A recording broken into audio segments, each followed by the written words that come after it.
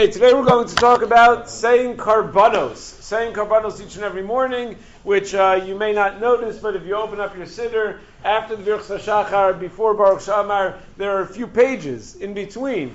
And on those pages there are words. Those words were put there so that people can say them. The question is, why are you supposed to say them? Which of the passages are important?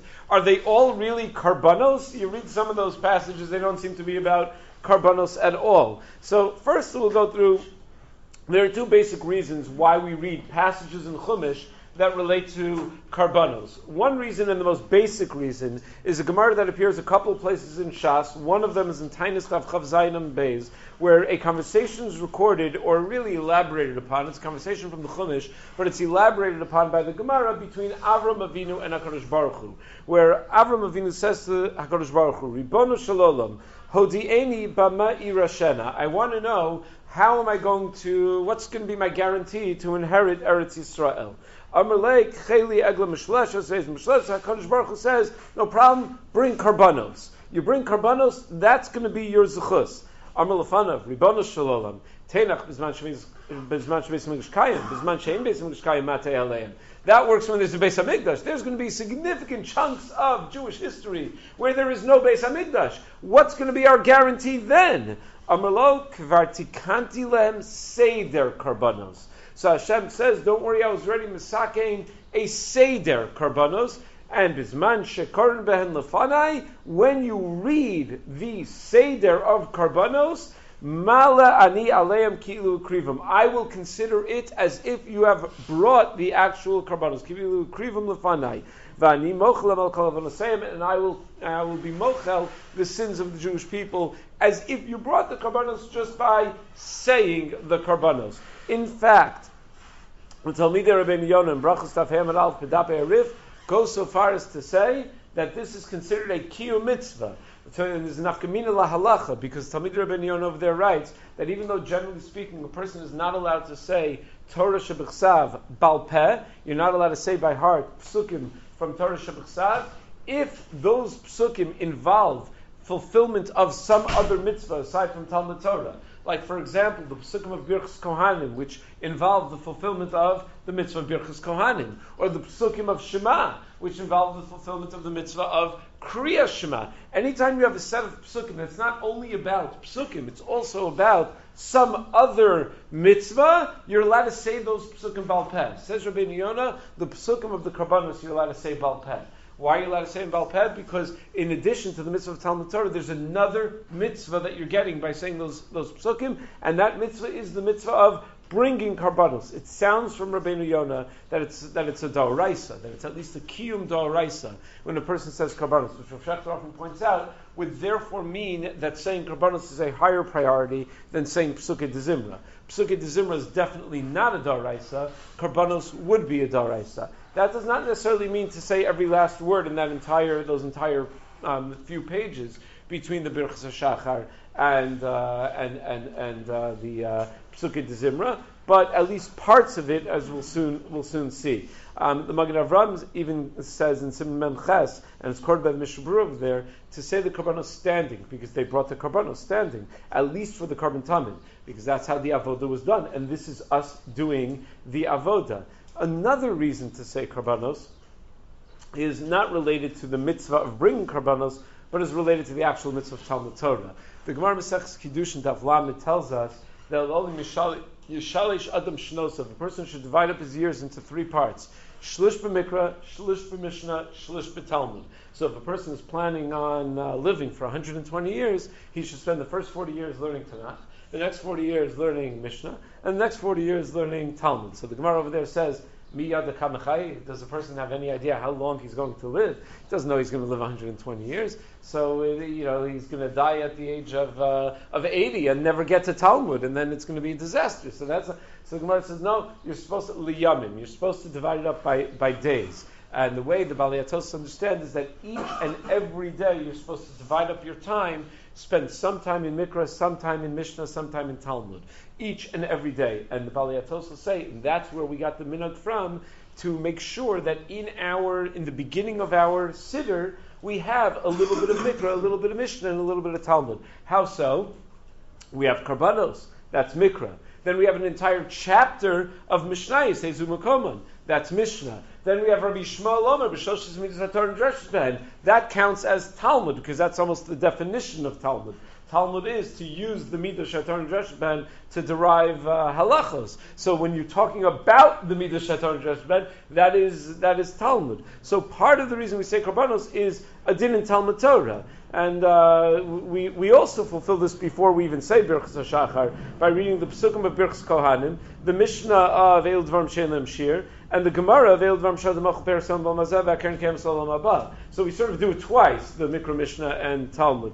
Rabbeinu Tam has a different eitzah. He thinks that we fulfill Mikra Mishnah and Talmud just by learning Talmud Bavli, because Talmud Bavli, in this quoted by the Shach and Yordeh, the Talmud Bavli has Mikra Mishnah and Talmud all mixed in. It's not like a single limud. So what's the nafkamina between the two reasons, whether we're saying Karbanos because we're trying to be yotze the mitzvah of Karbanos, or we're saying Karbanos as Talmud Torah? So there may be several nafkaminas. One might be whether women are obligated in saying Karbanos. They're not chayiv in Talmud Torah, but they are chayiv in the Karbanos HaTzibur. They're part of the Tzibur that brings Karbanos. Another nafkamina might be when we do have the Beis HaMikdash, would we still say the Karbanos? If it's about replacing the actual Karbanos, no need to replace them once we have them back. But if it's about Talmud Torah, then certainly. Another nafkamina is, what if you don't understand what you're reading? You're just reading the words. So if it's about replacing the Karbanos, it could be that all you need to do is say the words, that you don't need to actually understand what they mean. But if it's about Talmud Torah, then you probably need to understand in order to be Mekayim Talmud Torah. One could argue that nafkamina works in the other direction, though. One could argue, Rabbi Yaakov Kamenetsky writes in the Mavo to the Sefer Emes Liakov, that when it comes to Psukim in Chumash, in order to fulfill the mitzvah of Talmud Torah, you don't actually need to understand what they say. It's not the highest level of Talmud Torah, but let's say you're ever bored somewhere and you don't have any sefer or anything to learn from, or you're not capable of learning. You could open up a Chumash and just read the Psukim, and that is a partial kiyum of Talmud Torah. One might argue that as far as the kiyum of Karbanos, that it only works when you actually understand the Karbanos, so that you realize that you're actually being makriv something to HaKadosh Baruch Hu. So that nafkamina might run in either direction, or might not be a nafkamina at all. Another nafkamina might be, should we say Karbanos at Mincha? Nusach Sfard, they say by Mincha also. It makes a lot of sense, because there was a Tamid Shel Shachar and a Tamid Shel Ben Arbayim. So it makes sense to do by Mincha if it's about Karbanos. If it's about Talmud Torah, you're not doing Mikra Mishnah Talmud by Mincha. You already did it in the morning, so it would be unnecessary to do it at Mincha. So let's actually go through some of what actually appears in the Siddur. First of all, we have in the Siddur a section on the Kiyar and the Trumas Hadeshen.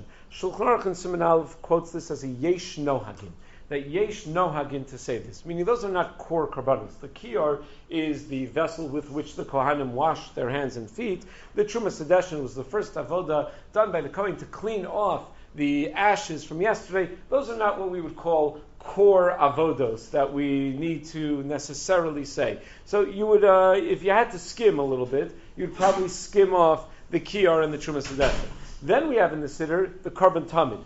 That is certainly the truest and strongest fulfillment of the Mishalma Parm Svasenu, of what Avram Avinu was told by HaKadosh Baruch Hu, say this Karban, and it's as if you brought this Karban. So the Karban, if you're going to say one thing in the section of Karbanos, it should be that little paragraph of the Karban Tamid. It's all labeled very clearly in your article Sidurim, so you don't have to read the paragraph to figure it out. You can just look at the heading, and it will say Karban Tamid. That paragraph, that is certainly worthwhile saying. Mishabur and Sim Memches thinks that it's best to say it B'tzibur, because it's a Karban Tzibur. He thinks the Ketor is also, you should say B'tzibur, because it's a Karban Tzibur. The minig is to say it whenever you can, even if the Tzibur is not there yet. Very often the Tzibur is not there until the first Kaddish. You don't yet have a Tzibur.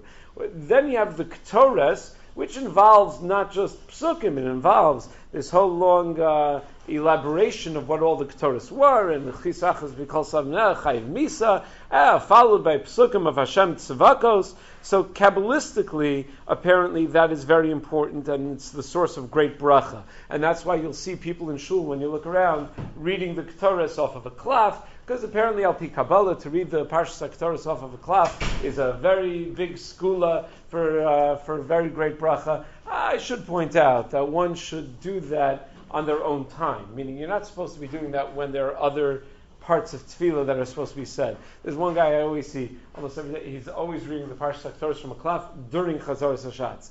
I don't know, somehow I'm not a Kabbalist. I don't know if it works or not, but it doesn't seem right. During Chazoros Hashatz, you're supposed to be focused on Chazoros Hashatz. You do that on your own time. But the three psukim that follow are based also on the Kisvei Arizal, the Hashem Tzvakos psukim, and the Yerushalmi also, it says, Lo'olam lo yu psukim elu zazim mipicha, that those psukim should always be fluent in your mouth. Then we have Abayav Mesader Seder Ma'aracha. Why do we say that passage about the Ma'aracha? The Ma'aracha is the wood that they would put on the Mizbeach so that they can burn the Karbanos. So that's a passage from the Gemara, Maseches Yuma, and it happens to include the entire Seder Hayom. It includes all the Karbanos of the day. So, for example, if it's an all-inclusive type of paragraph, so it's worthwhile to say it. The post can point out that one should be careful when saying the words Abaye, Hava, that there should be a little bit of a pause between Abaye and Hava, because when you go straight from a Yud into a Hey Vav Hey, it could sound like you're being Hoges Hashem Bos Yosef, that you're saying actually the Shem Hashem. And then we say Ana B'Koach, which the Arizal included because it's a Shevach, Norav, and Niskav Ma'od, Al Pi Kabbalah, and it's Miyuchas to the Tana Rabbi Nechunya ben Akana, and the Rashi Tevis and Maramis to the Shem of Mem Beis Osios. Again, all of these, it's a skula to remove klipos and things of that nature. So again, if you had to cut something out, you'd probably want to cut that out before you would cut out the Karban Tamid or the Ketores. And then you have the Musaf of Shabbos and Rosh Chodesh when it's actually Shabbos or Rosh Chodesh, which is certainly something you'd want to mention, the Karbanos of those days. Then there are a whole bunch of other passages that aren't Karbanos at all. We have the Akedah. Why the Akedah? Because the Akedah is a very great suchus for the Jewish people. When we refer back to what Yitzchak was willing to go through, what Avram was willing to go through, the Yerushalmi in the third parak of Maseches Yuma says that they would ask on Yom Kippurim, in the Beis Hamikdash, Heir Pnei Kol HaMizrach Ad Shebechevron. Do you see that at the beginning of the day they wanted to make sure that they could start the avodah? So they would say, "Oh, is the sky light? Is it light all the way until Chevron?" Yerushalmi says, "Chevron, they're in Yerushalayim. They can't see all the way to Chevron. What are they asking such a question?" No, they just wanted to mention Chevron because you always want to mention Zechus Avos. It's a great way to start the day if you mention Zechus Avos. If you mention those who are resting in Chevron, those who are buried in Chevron. So what better way to start the day of Tefillah than to mention the ultimate Zechus Avos, which is the Akedah itself. And that's probably what we're trying to do. And then we have a Ribon Kal Olamim, where we offer a Tefillah, that HaKadosh Baruch Hu should accept everything. We have the Mishnah of Ezu Makoman. Ezu Makoman is very clearly Mishnayis about, that helps us fulfill the Shlish B'Mikra, Shlish B'Mishnah, Shlish B'Talmud. It's not about a specific Karban. The Aruch HaShulchan, Shulchan Rav, and Shulchan Aruch Rav point out that it covers many different Karbanos that we don't say every day. Meaning, there's a whole discussion in Poskim, should we say Karban Chatas every day? So you have the issue, well, I don't know if I'm chayiv a Karban Chatas or not. And if I'm not, it might be a problem with Chulun Azara. I'm not actually bringing anything into the Azara. Whole discussion, should you or shouldn't you? So as like a catch-all, the Aruch HaShulchan and Shulchan Aruch Rav say, in addition to being Mishnayos, which fit our Talmud Torah, when you say Ezu Makoman, it catches a lot of Karbanos that we otherwise wouldn't get. But if you know that you have a specific carbon that you have to bring, so some of the poskim recommend that you should say that specific parsha. It's a little bit of a tzarech in why it is that a yoledes, a woman who gives birth, does not have the practice of actually saying the parsha yoledes. You would think that they would.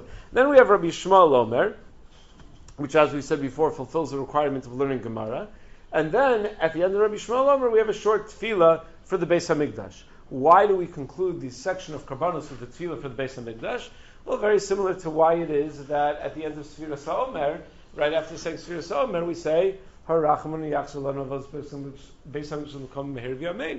Why do we want to daven right then? Because we realize that what we're doing now, while it may be an approximation of the mitzvah, it's not exactly the mitzvah, because we don't have the opportunity to do the mitzvah because we don't have the Beis HaMikdash. So we say a little tefillah that Mitzvah Hashem, next time we should actually be able to bring the Karban Tamid and not just talk about the Karban Tamid.